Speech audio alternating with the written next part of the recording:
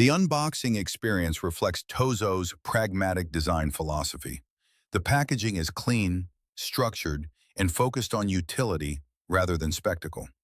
Inside, the headphones are securely cradled, accompanied by a USB Type-C charging cable, a 3.5mm audio cable for wired use, and standard documentation. What stands out here is the completeness of the bundle. The inclusion of both wireless and wired listening options immediately positions the HT3 as a hybrid solution, equally comfortable in modern Bluetooth ecosystems and legacy audio setups. It's a small but important detail that reinforces long-term usability. From the first interaction, the TOZO HT3 communicates comfort and restraint.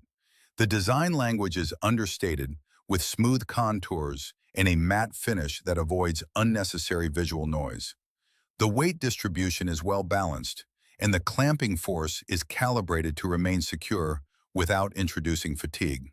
The ear cups rotate with a controlled, mechanical smoothness, and the protein leather cushions provide a soft, adaptive seal around the ears. The tactile controls, particularly the dedicated ANC button, are well positioned and responsive, allowing quick transitions between modes without disrupting the listening experience.